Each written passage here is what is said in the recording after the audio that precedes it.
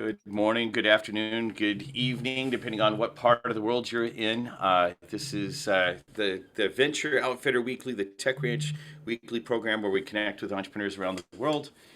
Just having some really good conversation in the green room, or I guess with the people that are here. I want to talk a little bit about community today, and so we're having another community conversation, but the conversation will be a little bit different than some of the other ones we've had recently. So this is the Venture Outfitter. Part of the work of the Venture Outfitter, for those of you all that know the history of Tech Ranch, when we had a co-working place and then we launched a bunch of things virtual. Now that we're working quite literally with entrepreneurs from, I think right now, actively 15 different countries, a lot of the work has been discovering talent, developing talent, connecting talent to opportunity, and helping it scale. What does that represent? We'll be talking about that a lot more, but today's conversation, I don't want it to be about the organization. I want it to be about the community, and I'll explain more about that as we get into it. Thank you to DualWorks. Linda Blackman and her team have been long-term advocates for Tech Ranch and for this work. And so this studio audience that you hear us speaking from is actually based here at DualWorks. If you're looking for a point of presence in Austin or a mailbox all the way up to a closed door office, they have some great offerings here. So thank you for that. Venture Outfitter program, we continue to refine and focus on the different activities of what's happening around the Venture Outfitter. There's a free level. Many of you are involved that are even in the studio audience right now are at the free level. If you're actually doing some volunteer activity, you get access to the network level. Or if some of you are actually paying for the network level, that's only, it's $50 a month for getting access to that. That gets you access to other things. We'll talk more formally about that. It feels like it's about time to announce that. But many of the people that are in the studio audience right now already know about this, and you guys are already doing projects actively, either as a country manager or as a subject matter expert in a certain area. We'll talk more about this as we go forward. But I don't know, and sometimes I take away from talking about that type of stuff. There is a business behind the community that helps this go. We're now doing a lot more activities where we have a coaching program that we've just launched as well that's based around another coach that I'm going to have come on to the program as well to tell more about what's active and what's happening. But really, we're here today to have a community conversation. Now, what does it mean to have a community conversation? Nothing scripted. Anything that you want to talk about is fair game. Let's be polite if we can. Conflict's okay, violence is not. What do I mean by that is sometimes we have point, counterpoint when we had some of the different issues. I don't expect we're going to bring any of those type of things up today other than, figuring out what might, it's obvious around the world that there's a lot of consternation in many, many different things. But really, the thing that I want to talk about more than anything else on getting started on stuff is this idea that Gabor Mate, who is an expert in trauma, part of what he says is he's an expert in trauma, in post-traumatic stress disorder, in several different areas around that.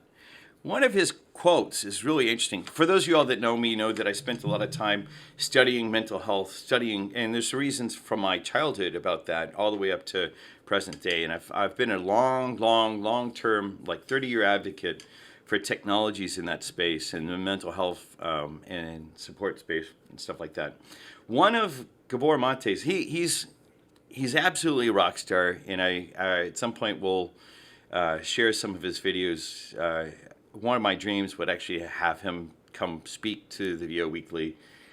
It'll take a little bit of time, but because we have had access to Rick Doblin, who is the head of Maps.org, I'm sure we're going to get Gabor Mate as well. But one of the things that Dr. Gabor Mate has said is when something happens traumatically and obviously a lot of entrepreneurs are facing really difficult situations, maybe not to the level of trauma, but difficult situations. He has defined safety as safety is not the absence of danger, but the presence of connection. Safety is not the absence of danger, but the presence of connection. Okay, let's say that again, just because I want to make sure that I really emphasize this idea. Safety is not the absence of danger, but the presence of connection. For a bunch of entrepreneurs around the world that are working on ventures, and they're actually having crisis situations, like, something happens that you unexpected. You don't know how you're going to pay for this, that, or the other thing. I can tell you in my path of always being a pioneer, where I've been on top of the world, then at the bottom of the world, and on top of the world again. Yeah, some of y'all that know my history know that I have. Number 9. If you are declining coverage Yeah, or wish not to be yeah. Please, Jello, be aggressive about helping keep our audio clean, because that's one of the things I've gotten a lot of feedback that people really want to have our audio clean, that just listen versus see the slides. Well, so safety is not the absence of danger, it's the presence of connection. In the context of being entrepreneurs that are going through really difficult situations, like, I've had at least three of the people in the community this week say that there were not necessarily what we'll call traumatic, but really stressful situations. And stress can lead to trauma, right? There's a little thing there. Part of the thing that we wanted to engender even more as we build this network around the world is a way to connect. The a way to connect with each other and to make it easy to connect with other entrepreneurs. One of the things I learned the hard way at the very beginning of my entrepreneurial career is one of my closest friends is this guy that I met at IBM when I was an intern at IBM in 1988.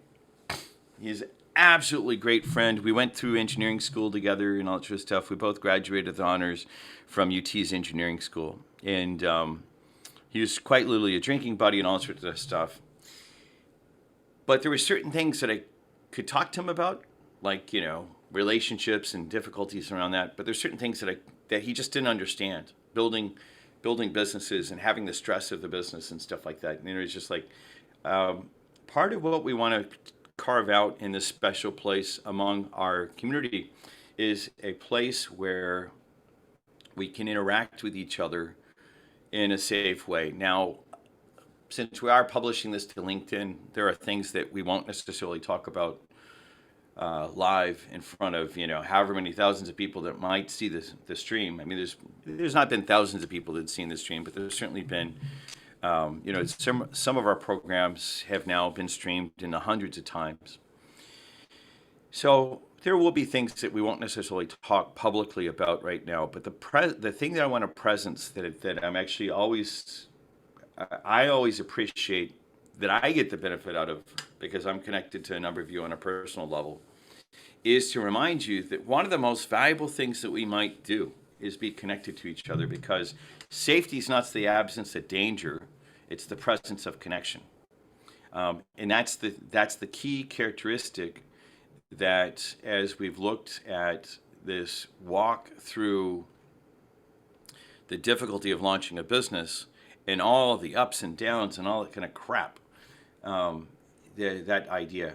Okay, so Inez has said, how do I spell his name? Gabor, Gabor Mate, Mate, Dr. Gabor Mate. He's originally Hungarian, and it's not lost on me in that the project we launched with the Hungarian government in November of this last year. We actually, in fact, not last weekend, but the weekend before that, the consul of Hungary from Houston actually came to Austin.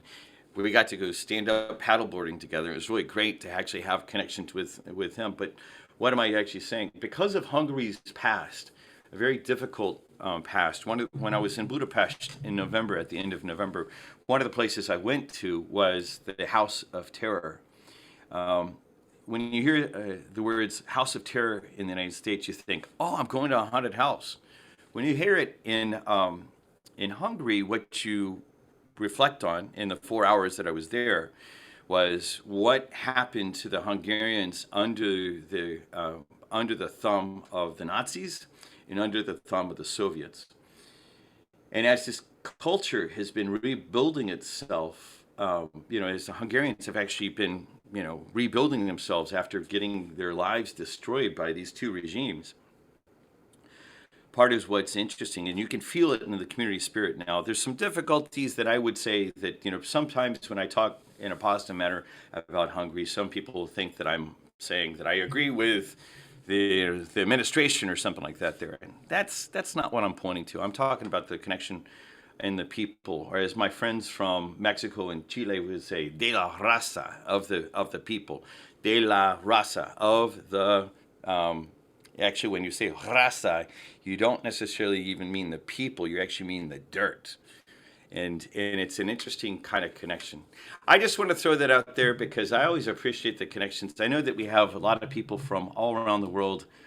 It's great to see everywhere from North Texas to Nigeria in the house. And our, Honduras, other Texans, Filipino, all the way to our representative Brazilian American. So part of what I actually wanted to do was just set up this idea of cultivating connection with each other. Because as we cultivate the connections, these are the type of things that really make a big difference. Inez asked the question in the chat. She said, "Is this the guy you're talking about?" I haven't clicked on the URL yet, but that is. I'm willing to bet that that's his website. The other thing to look at is there are a lot of very short videos that have been taken out of his work. That if you're ever looking for a way of connecting in with different people, some of the ways that Gabor Mate talks about it is really, really impressive. Actually, is fulfilling. So with that, I'm going to pull myself off a spotlight and say, hey guys, who wants to reflect either on that or something else that they'd like to bring up? I'm going to look to, in these situations, I either call on David Potus or Omar Zaki. And since David's not in the house today, Omar, I know you're the type of person always thinking, what reflections, what's up in your world? If nothing else, tell us about your vacation. We're all jealous of it. No, I mean, it's definitely an important, I think, issue and kind of thing that I've also just in the past month and a half of moving around from place to place and kind of interacting with so many, different groups of people that I do know in different places. It was a great reminder of that concept of connection and, how powerful having good connections, to people, both personally and professionally, is in terms of, your ability to be resilient, be, focused, be passionate, be dedicated, be, productive. And, I saw different kind of, again, groups of either colleagues or family or friends in different parts of, the world that I've been in or worked in. And it just, again, was kind of a short reminder of the differences in these areas and cultures and how these people, deal with each other to some degree. And how, for me personally, I have to continue, building my diversity in interaction and ability to really recognize, the unique characteristics and traits and expectations and circumstances that different people have, right? Both, again, from a personal and from a professional perspective. And, on the professional side, when we're here talking about building businesses and trying to solve problems out there, having that ability to really reach out and kind of be supportive, but also be a bit vulnerable to get support is, extremely important and getting forward progress and building what it is you're trying to build. And I totally agree. I'm gonna come back to Austin and try to regroup with some of the things and people that I had started some activities with, but then also build on some of the stuff that I started and or kind of continued with this summer as well overseas. I mean, I don't know if you guys noticed or not, but I attended a couple of events in Egypt and interacted with some interesting groups in Egypt. And I think that there's still this, amazing opportunity in the region itself and kind of Africa and, how we can connect with them and bridge with them and do, some real value added stuff and helping solve problems. There's things that they're working on there that I know people in Mexico are dealing with, and you know, it's Latin America and vice versa. And I know you and I, Kevin, have seen some of these business models in LATAM and South America that they're talking about over there. So, you know, it's again, it's inspiring that it's validating what we've been talking about and seeing a lot of that. And I think it's, you know, great that you brought this concept up of, you know, safety in your environment, safety in your job, safety in your family. All this stuff is really dependent on connection. And, you know, I'm happy to help build that connection with anybody, right? To kind of, if there's any support or any kind of need or void that people feel they have, you know, I'd be happy to kind of help with that. Yeah, actually, that reminds me of another study. Sometimes people say, "Hey, that sounds awfully woo-woo." If anyone wants to study about this concept, even at the most basic level, there's a seminal paper called "The Power of Loose Ties" that talk about this concept. That people who, simplest level, if we just look at it from a standpoint of you know, if you had to stop your venture and get another job, okay, so we should study what are the most powerful ways of getting a job. You could actually have a small number of strong ties or a large number of loose ties. The people who have a large number of loose ties, you know, people that they kind of know but not really know well, it's been scientifically shown that they end up getting jobs faster than the people that might have like a high level of really tight connections. And it's interesting to think about from the standpoint of an entrepreneur about what that might also imply from a standpoint of sales opportunities and things like that. Inez has her hand up. Inez.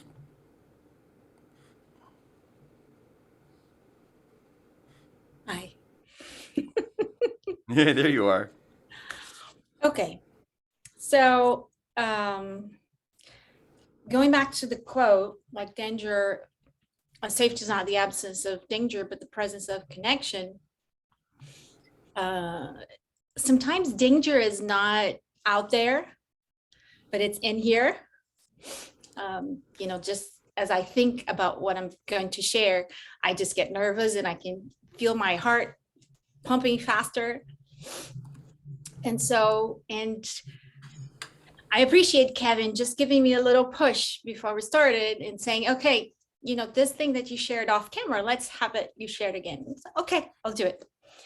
And it's funny because like just yesterday I was on a call and someone did something and I said, oh my God, that's so easy. And which in her case, what it was turning her camera on. But for her, it was a big step. So I really appreciate this space to get out of my comfort zone. And so Welcome. I live in Detroit Metro, and our biggest accelerator here is called Tech Town Detroit.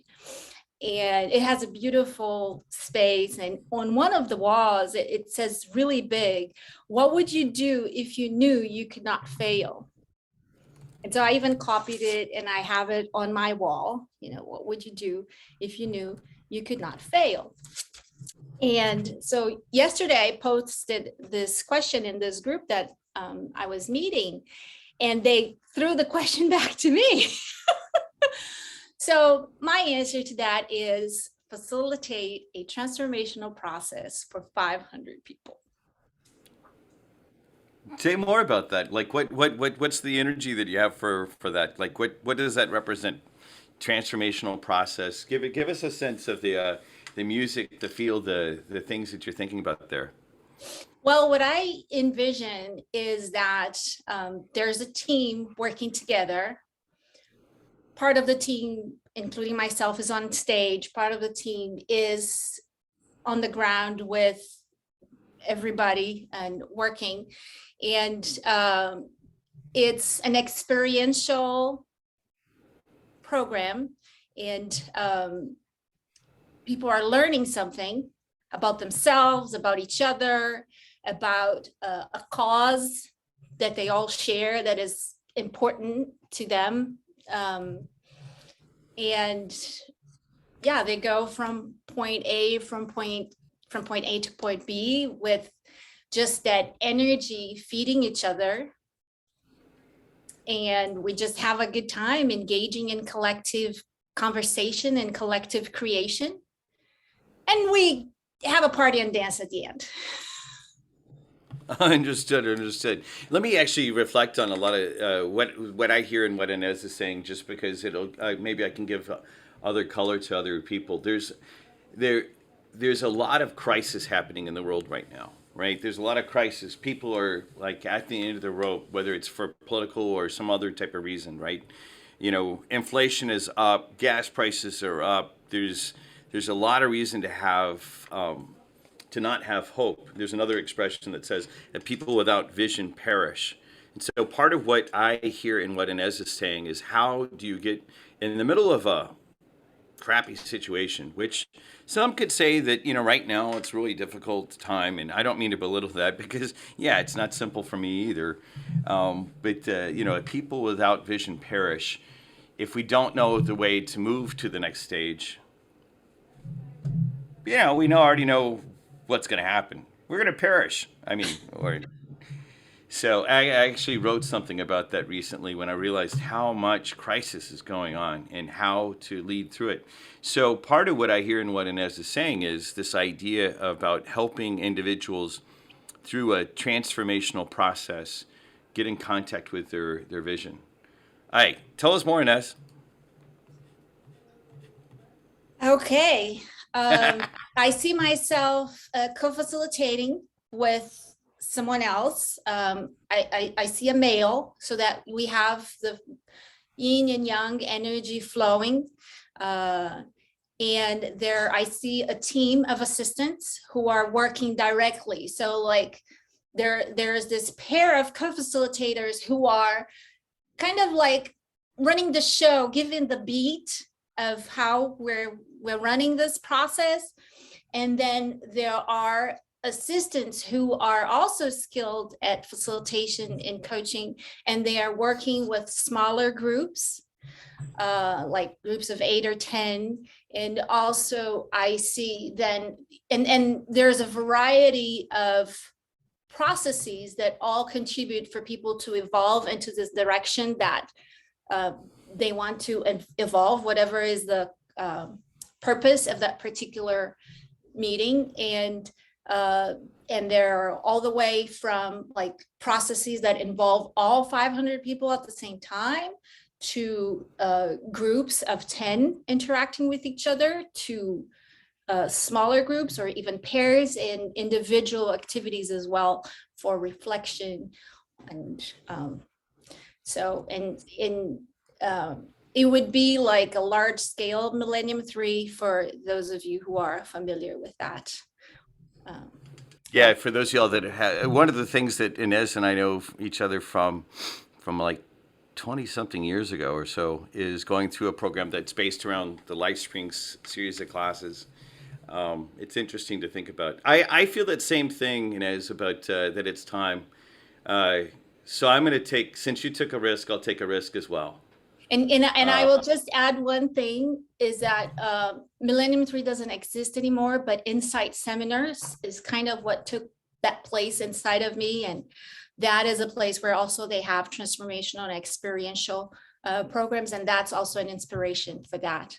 And another technical term for those who are familiar with it is appreciative inquiry. Yeah, and I do think that part of the thing that's afforded to entrepreneurs is the idea that we can actually, I mean, this is something that I think we need.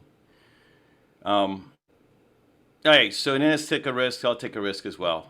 I write poetry at times. I don't share my poetry. I'm about to share kind of a piece of poetry that it kind of is a little dark, but it's a reminder.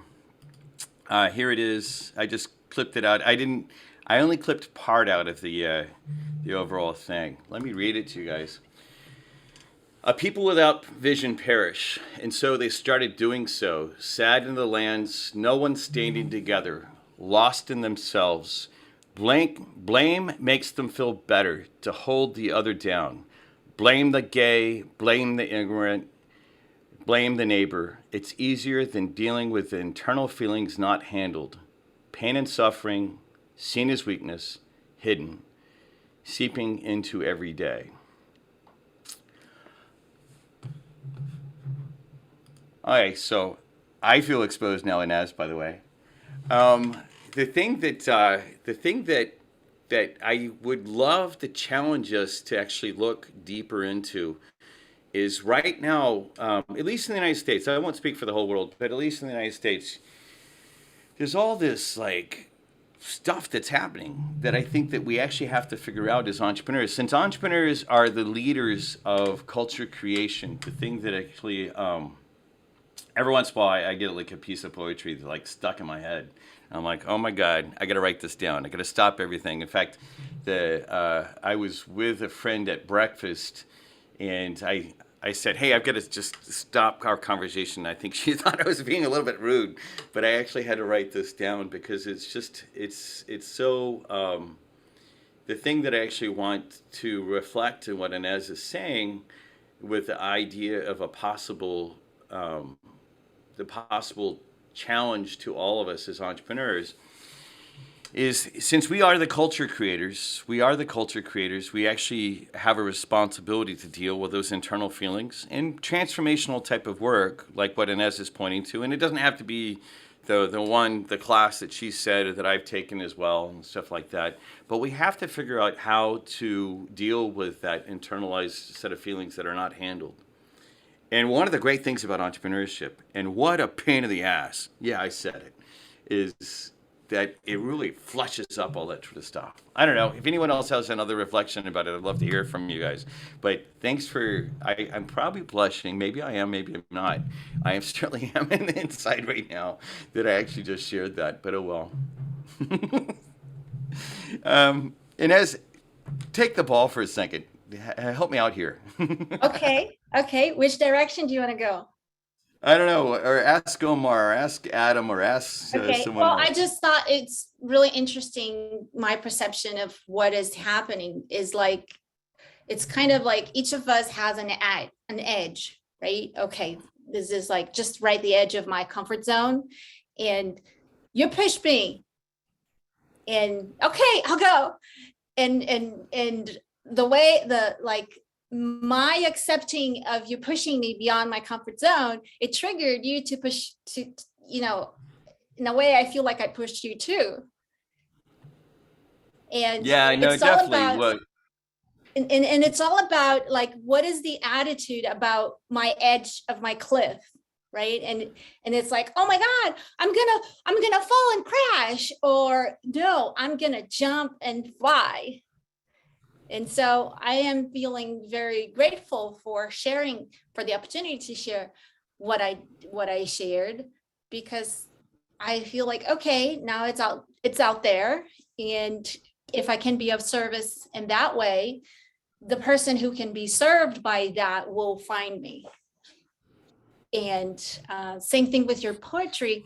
I think your poetry is very touching, and I would love to see it shared in a way that people can access and quote you and reuse that. It's very truthful to me. well, and like in the chat on LinkedIn, Dr. John Biello, who I'm absolutely a big fan of, so thank you for being here. He's actually watching in LinkedIn. He's not in the studio audience. I just pasted the Zoom link in so that he might join us, or anyone else that's there that would like to join us could join us. And he said, such a depressive bent. You know, the thing with me is, this might be because I'm Generation X, but every once in a while, I have to kick my own ass to say, stop your little whining, bitching about blah, blah, blah. You know how to start ventures. You know how to change cultures. You know how to do that sort of stuff. I'm not suggesting that anyone else do that, but every once in a while, I kick my own ass. Now, one of the ways I kick my own ass is through poetry, because it's like this, try to actually do something like, if you've ever read, whether in Spanish or English, the words of, oh, it's funny, I'm gonna actually, because I'm putting myself on the spot, I'm gonna forget her name. If you've ever read, why am I blocking the Chilean poet's name? Help me out, from my buddies from Latin America, Pablo Neruda. Pablo Neruda is work is like really, really, really, really edgy. It's interesting that yeah, Pablo Neruda, his work is really edgy, and in some ways, the inner poet that I use to kick my own ass to get myself going is that. So is that type of voice. I know. Let's switch topics a little bit, or at least let's make space for a couple different people that are here. One of my favorite people in the whole wide world is Dr. Miriam Toye, who I met in Abuja, Nigeria in 2018.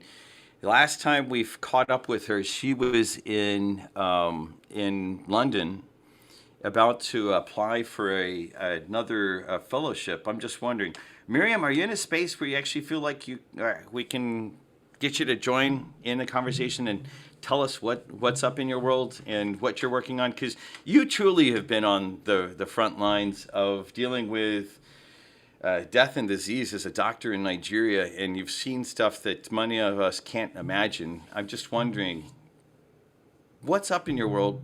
Tell us about it. Hi, It everyone. looks like, yeah, there you are. Yeah. Hi, How are you? I'm fine, thank you. How are you, Kevin? Good. What part of the world are you in right now? I am in Swansea. Perfect. Tell us all about what you're up to, because I'm always there's been a handful of times that when I look at the path that I've been on, and like that I've been I turn to Miriam. There's actually two doctors that have two different businesses. Sometimes y'all seen Dr. Emmanuel Abogo here, and sometimes it's been Miriam, Dr. Miriam. Say your last name so I don't mispronounce it. Oye. Toye. Okay, I was close, but no cigar. Yeah. So tell us what you're working on, and tell us about the world through your eyes. At the moment, I am leading the African hub of One Health Tech. It's a nonprofit in the UK that's improving the representation of historically marginalized groups in health tech. And so many of these groups actually historically do not have access. So we're trying to get programs, mentors, and opportunities across to them. And there's a lot of training going on at the same time. So right now we are partnering with a life sciences company in the UK called BioNabu, and we started off with a mentorship program for young students and early career professionals. And many of the fields involved, like we've got research, we have people working in content and graphics. We also have people doing data science. There's some people doing bioinformatics. So it's just bringing all of the different health tech careers and mentoring people. So a lot of funny enough, it started just like yesterday, and we've commenced the second boot camp, and I think that's really good. And of course, there's been an ongoing project which is called the One Health Tech Toolkit, and we're developing a document to improve the the workplace inclusion of these groups into health tech. And it's quite a big program because we've got partners in leading health tech industry and companies. So we've got partners from the NHS Digital, we've got partners from Health Data Research UK who are working with us. And with the help of this level of collaboration, the first part of the project was presented at the UK Parliament, and we've taken on the recommendations. We are then going on into the second stage. So I would say those are like the major things, because I'm in that organization in two ways. I started off setting up the first African hub. So it's set up in Ibadan, which is incidentally where I think Dr. Emmanuel is based. And so we're able to use the university. There's a very big university in Nigeria situated there. So there's a lot of academic support there. There's like a really strong academic community. So there's loads of students from different healthcare courses.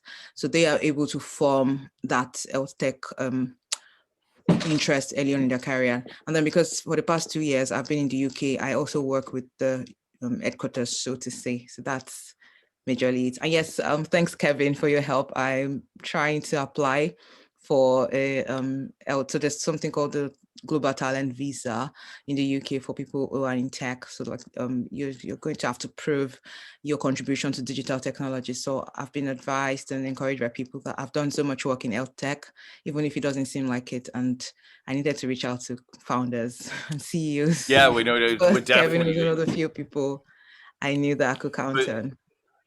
Yeah, well, definitely. I need to get back to one you of with the something I know. I mean, so caught up with work. Yeah, I'm supposed to write up something, and have you go over it. Oh, yes, I would. Well, and what you could do, I mean, just so everyone knows, part of what Miriam's in the process of doing is she's applying for a fellowship, and she's got my full support from that standpoint. You don't actually even have to write it up. Just tell us what the requirements are. In Jello, my assistant is actually in the studio with us. He will take the first stab at it. The main thing is we just need, tell us what it looks like, because you've got our support. The other side of it too is there's quite literally, even represented right now, live, we have multiple countries that are represented of digital health tech. Now, our original gangster, the original gangster inside of Tech Ranch, the venture partner Omar Zaki is here as well.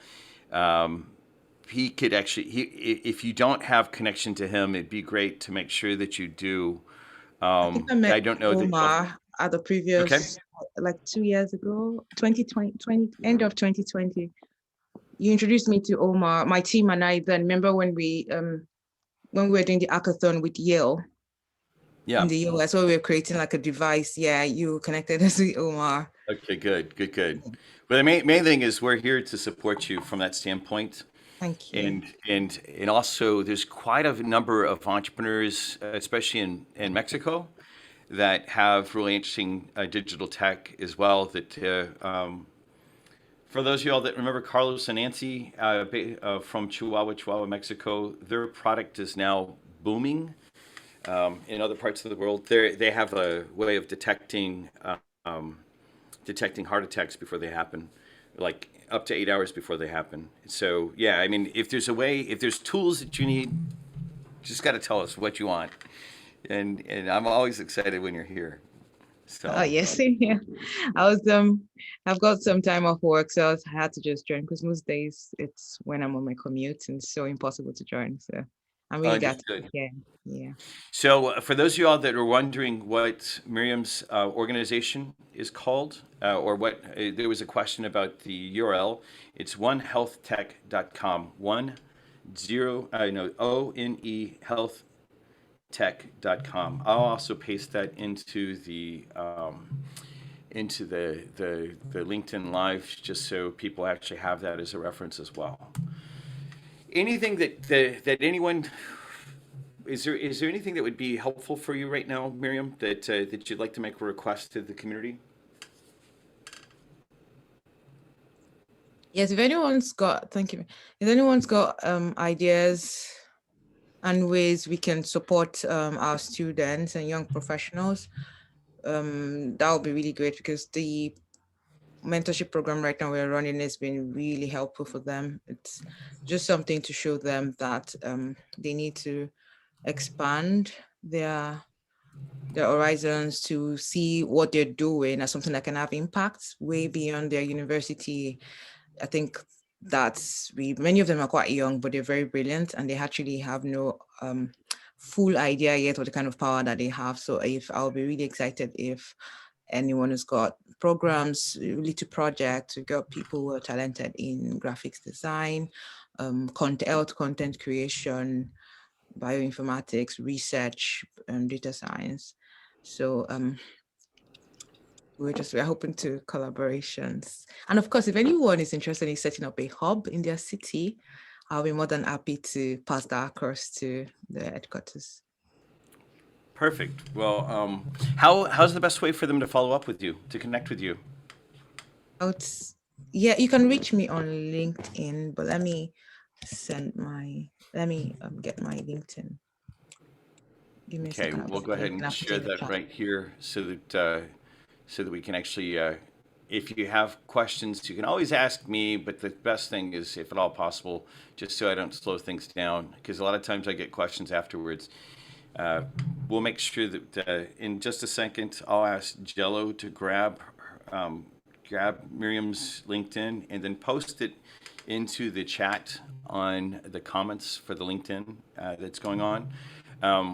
Part of what we're finding is we're publishing as well to YouTube, but it seems like the most engagement that we get, that you guys are giving me feedback about, that moves things forward, is there on LinkedIn. And there's a couple other people. I told one of our interns who was gonna to put him on the spot, but I haven't seen his face yet. He's in the studio audience. Just switching gears really quick.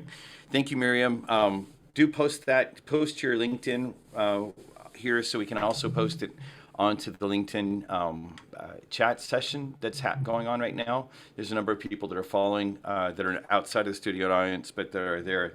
Okay, there it is. And Jello, if you can grab that and post it over onto the chat, that'd be great. I'd love to hear from Raj, if you're ready to talk about the 1 minute about the services that you're putting together. Then please signal me with a thumbs up. Dr. John Biello is in the house as well. John, tell us what you're working on so people have an idea about the reach and the depth of the expertise that's available in the community. Are you able to come off of mute? No, you don't want to? Okay, there you are. Yeah, now we can hear you. Go right ahead. Tell us who you are, what you're up to, and anything you'd like to say. Yeah, the last name is Bilello. Yeah, you always. Bilello. I mispronounce everyone's. It's sort of last like name, Jello, except Bill in front of it. Jello or Bilello. Okay? Biello. I'm actually a sort of semi-retired entrepreneur. I'm a molecular biologist by training. I've been in academia. I've been in pharmaceutical companies. I was a director of technology development for GlaxoSmithKline for a number of years. One of my earliest interests was viruses, so I am a card-carrying virologist. I also several years ago got into biomarkers, in particular for chronic diseases, and I guess one of the reasons why Kevin and I got hooked up is because of his depressive bent. And because I actually had a company which had a depression diagnostic, which was a blood-based diagnostic, and it sort of went all. Yeah. we actually went all the way to commercialization, and eventually ran up against a brick wall with our investor base, which happens sometimes with companies. So now I have a lot more time. I primarily work helping people get SBIR funding. I do that for a couple of organizations, and I have a couple of YouTube videos on NSF grants, and I also do consulting around business issues as well as being a failed entrepreneur at some point. But one of my major interests has been in mental health, and actually Maria and I were just talking about a new initiative that she's going to work on, and I'm going to stand in the background and both cheer her on as well as provide her a, sounding board and and all the insight I gained over the many years that I've been working in the mental health area. So Yeah, that's John kind and of I met. exciting. Well, yeah, let me just, I'll give a little bit of reference and all that sort of stuff. John and I met through the Texas Global Health Security Initiative, which is part of the University of Texas at Austin, and several other universities, as well as TechRanch is one of the founding members as well. I think John is one of the, John's organization is one of the founding members. And I had started an initiative just because around the TechRanch, one of the pet projects of the founder for the last 20 years has been around mental health startups, because a lot of mental health startups don't get a lot of support. And, you know, the thing that John was referring to is, yeah, I have had my own personal fight with depression, like you wouldn't believe. It almost took my life a couple times in the 90s. And so I've, you know, at some point, I think we'll have, like when I was at the conference, the NBIA, the International Business Incubation Conference, 2 weeks ago, I was in Atlanta. One of the initiatives that we started with a group of the entrepreneurial ecosystem leaders there was talking about how mental health affects entrepreneurs. I'm definitely in that group. And so part of the thing that happened is we started a special interest group that John's a part of. And actually, since he has the, you know, he has all the academic underpinnings of that, and obviously made, I mean, I always forget the actual pharmaceutical name that you launched, but it's interesting to see. So he, and there's been a couple times I'm like, hey, John, I'm up against some of those demons again. And he actually was really helpful in saying, hey, you should go check out the following thing. In fact, I started ketamine treatment shortly after one of the conversations that John told me about that treatment. And at some point, I'll do an expose about, then Kevin did this, then Kevin did this, then Kevin did this, to just share kind of some of the insight about that sort of stuff. But very helpful, both on a personal and professional level. I'm glad that you're working with Maria, one of our interns, on that mental health initiative, because, yeah. And in fact, one of the other people that I know is watching the LinkedIn right now is a woman by the name of Lisa Ashcroft, who's launching she's launching a foundation called Our Joy Foundation that's specifically taking on mental health issues as well. So there's now a bunch of people around that cluster that I'm bringing together to actually say, okay, let's start a fire over there, because obviously there's needs. Not There already just is a fire. yeah, when there's a fire, I guess putting out the fire might be the more appropriate metaphor. Yeah, just because I know that a lot of people, especially after dealing with COVID, and I don't mean that they got COVID, it's just they had to deal with the COVID economy, are having to, you know, deal with that sort of stuff. So deal with mental health things. So thank you for being here, and yeah, thank you for your comments earlier on the LinkedIn chat. Anything else you'd like to say? We'll bounce around to maybe one or two other people before we call it a day. And if there's anyone else that'd like to share something, signal me by giving a thumbs up. But John, anything else you'd like to say on just wrapping up? Yeah, Like, you know, one of the things that Maria and I were talking about was sort of issues around mental health for adolescents and in schools. And you know, there's been this rash of violence in schools, lots of times accompanied with AR-15s. But one of the things that sort of got lost is that depression in adolescents really is not the same as, it doesn't present the same as in adults. In adults, you know, we walk around looking like Kevin with little, you know, we're, you know, down in the mouth, and you know, we may be detached and things like that. But actually, adolescents get more aggressive, and that aggressiveness is often, you know, just sort of linked to behavioral manifestations, but it actually is a manifestation of depression. One of the things we'd like to be able to do is arm teachers with the ability to identify problems like this early on among our students. Yeah, well, that's definitely, that is there's interesting that that a number of things that are happening, that there's technologies that came out of our work during South by Southwest, or during the Global Health Security Innovation Week, that I'm going to connect to Lisa, the executive director of that organization. And yeah, we need to have like a bigger conversation around that.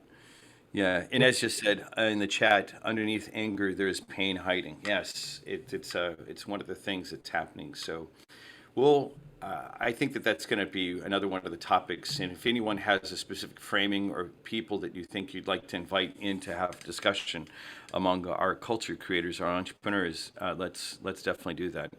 John, thank you for being here. Let me do this. We're coming to the end of the time that we have together, and I don't know if there's anyone else that wanted to say anything real quick. Raj, I haven't seen you on camera yet, so I'm taking it as a signal as you might not be able to present your research question yet. Is there anyone else that wanted to have like some closing words before we actually wrap up for the day? Everyone's kind of quiet. I always want to put our Marine on the spot, but yeah, Raj, go ahead. Looks like you just came off of mute.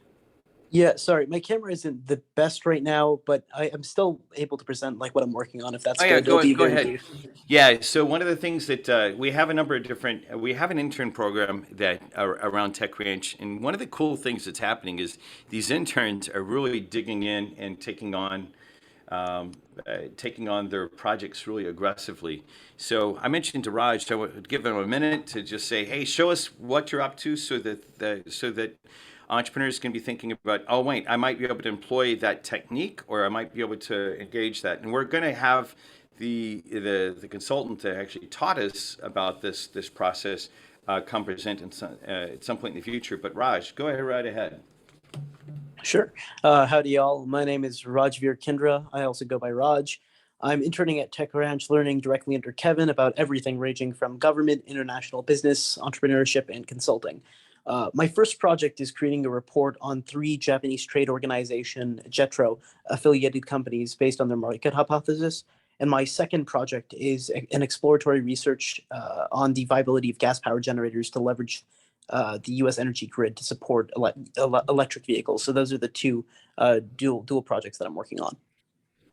Cool. What time frame do you think? Well, what would you like to say about it? What are you learning about the project? Sure. For the first one, I'm learning, I didn't even know what a market hypothesis was or how to employ it beforehand. So then I got some resources from Jello, and I was able to take down, basically, I learned from a video that was pre-recorded from a Tech Ranch training session. So I was able to get firsthand information from the company that I was working on, which was very interesting.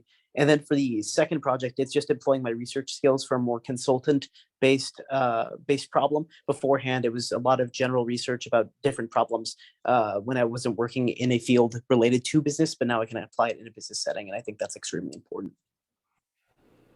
Perfect. Thank you for sharing. So just so everyone understands the implication, you might not understand those 2 specific projects.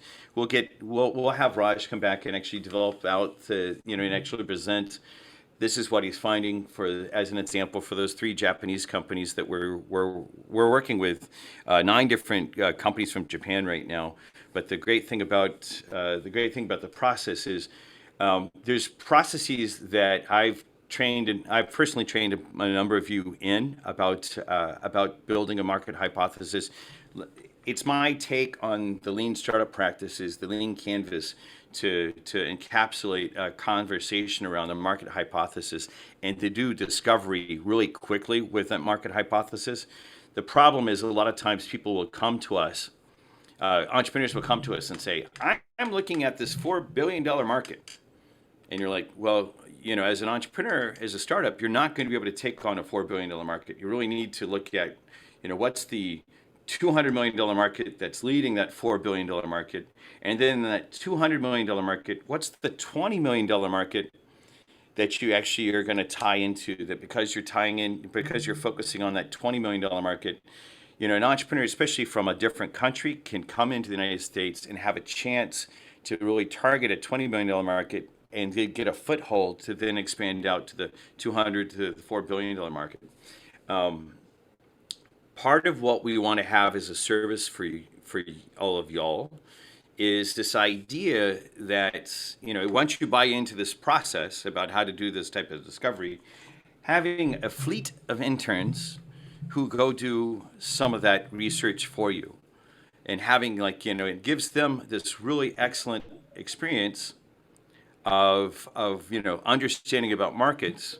They get to partner up with you guys on looking at really compelling technologies. Some of the, as an example, one of the 9 technologies from, actually several of them, but there's one that I'm just absolutely over the top in love with just because of what it represents to the world. Like in a very short, this could be a big game changer in alternative energy circles within the next 2 to 3 years, right? Like a total game changer. I'll tease you with what it is, so you'll come back when we actually have the entrepreneur present to us.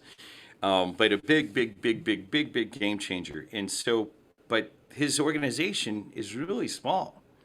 How do we actually go do that discovery process for him?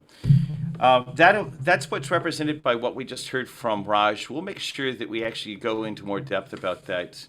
I know that there's several people who have said, "Hey, I have to hop off," and I'd like to keep these things to an hour. Part of the thing one of the things that I would actually I'm going to read some of the things that have been talked about in the chat real quick. Dr. John just said one of the aspects of my research was the interconnection between depression and chronic pain. There are biological connections between depression and chronic pain. John, I'd love to actually have you come speak about that at some point in the future, especially those of us that are actually I don't have my crutches right now, but I've been having problems. I went to a chiropractor for the first time in a long time yesterday to try to deal with that. Vladimir had to hop off. He's our Honduran country manager. Just yesterday, for what it's worth, I connected a couple of other Hondurans to him. So part of what we'll do is we're starting to identify country managers in each one of these countries to then collect people around so that we can build up some mass in each one of the places. The most powerful type of network is a group forming network. We'll talk about that in the future, and part of what we want to do is assist each one of you on building a group around your set of concerns, whether it's your country of origin or the target that you're working on inside of that stuff. Let's see, Kim just said, "Thanks, John. Anything related to postpartum depression?"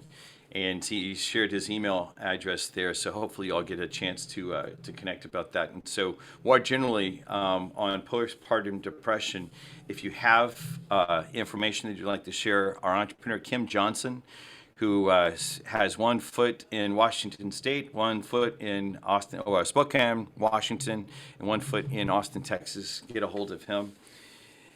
And let's see, Omar Zaki, I would recommend watching the new Netflix documentary, How to Change Your Mind. It covers psychedelic treatments of root cause of mental health issues. That's by Michael Pollan, the gentleman who wrote The Omnivore's Dilemma, came back and wrote a book called How to Change Your Mind. And there's a series about it. There's now a Netflix things about that. At some point very soon, I'm going to actually... I think we'd be great to share some of the research that's going on at MAPS.org, MAPS.org, about how they are finding ways to help soldiers who have untreatable PTSD. There's soldiers that have seen really rough situations that have untreatable PTSD by the normal, quote unquote, normal methods, that after one treatment through psychedelic treatment have actually had really powerful, have had shifts, right? After one treatment versus a whole series of different things. I think that that's really interesting. I happen to be successfully dealt with some of that sort of stuff through several different things. I'm actually in the process of pulling together some of the, one of the things that we'll start doing in some of the VO weeklies is some of the transformational type of stuff that I've gone through, so I can share about that, to say, hey, here's something that worked. Here's something that you might look at. Not saying that it's for everybody. I'm not trying to imply that at all, but it'd be interesting to see. Let's see. So part of John and Kim are actually saying postpartum is distinct. Could not get the grant that I wrote with a guy at Mass General. We'll actually hear more about that in the future. And Kim is saying working on transitional care for NAS parents. NAS, what that represents is parents that have had some type of opioid addiction that then got passed to the child. Got to do understand a little bit more about what Kim's up to.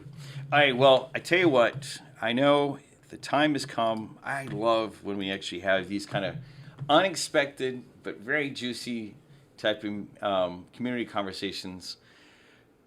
Thank you, Dr. Miriam, for being here. Thank you, Dr. John. Thank you to everyone. Thank you, Inez, for taking the risk. Thank you, Omar. Come home soon. We miss you here in the office. And Maria, great to see you. Raj, thanks for sharing the projects you're in. What we'll do is thank you to all of you. What we're going to do, I just want to remind everyone that if you want to connect into the network, if you're seeing this on LinkedIn right now, or if you see this information on YouTube, you can connect in a deeper level via get on our newsletter. If you want to be a representative for one of the countries, list yourself on the country manager things here. There's a bunch of other places to onboard with this one URL. And we're going to have more information coming soon about our programs.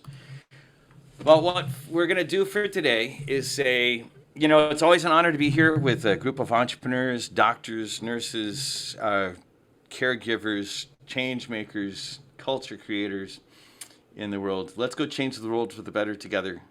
Thank you all for being here. And let's go make a difference in the world. Stay connected with each other. Let's make sure that we support each other as we're going through the struggles of doing this important work together. So with that, see you soon. Thank you.